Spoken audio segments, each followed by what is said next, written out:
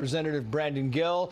Congressman, thank you for coming on. You see the numbers. We all see the numbers. That 4 has to change to 3, and it's got to do it at some point tonight, we assume. What do you think is going on behind the scenes to get somebody on board with the president's agenda? Well, thanks for having me on. You know, this is just how the sausage is made. Remember, this is a massive piece of legislation. So many of the president's key priorities are in this bill that we're voting on. So there are lots of different moving parts to it, and we have a diverse conference. So we've got a lot of different people who have some questions about it, or who have some things, questions that they'd like to get addressed. So that's all we're working through. But at the end of the day, we're going to get this bill done. Every single Republican knows that this is the president's agenda. This is a good bill.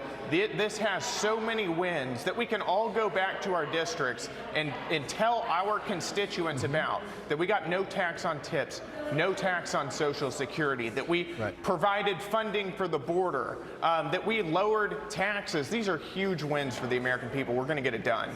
Yeah, you keep saying we're going to get it done. We had Chad Pergram saying there is a lot of confidence in the House. They're going to get it done. The Speaker of the House, Mike Johnson, walked out with the impression saying we're going to get this thing done. The question is, how long does it take to get it done? Is this something that a lot of the House members would like to see pushed to next week beyond the July 4 holiday? And do you think President Trump right now is on the phone with those 4 members, or at least 1 or 2 of those 4 members, trying to provide some influence?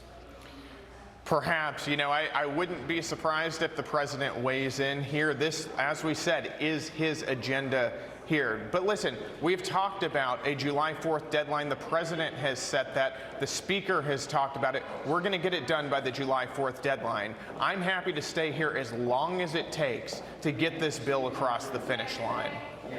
Yeah, it's interesting because you look at the screen there, Congressman, and the Democrats are all on board, on the same page. They got 216. They got all of their members to vote no on this thing.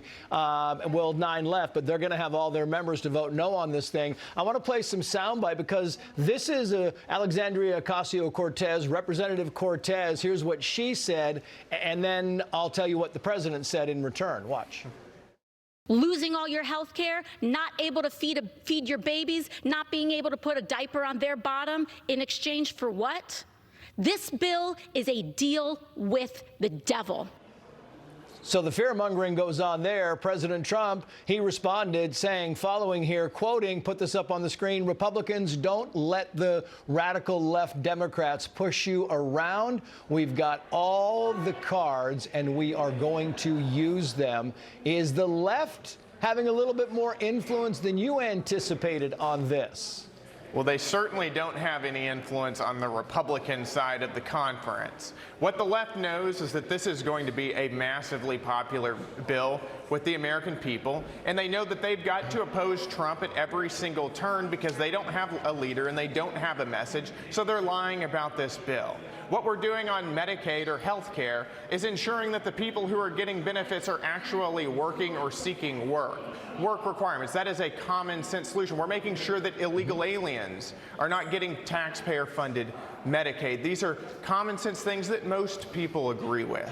But the Democrats know that it's popular, so they want to oppose us. But at the end of the day, a vote against this bill is a vote for the largest tax increase in American history for American families, a 22% average tax increase for the average taxpayer. That is something that they know their voters are not going to go for. Texas Congressman Brandon Gill, thank you for your time, sir. Thank you. We will see if you are prescient as the night goes on. Thank you so much. Now this.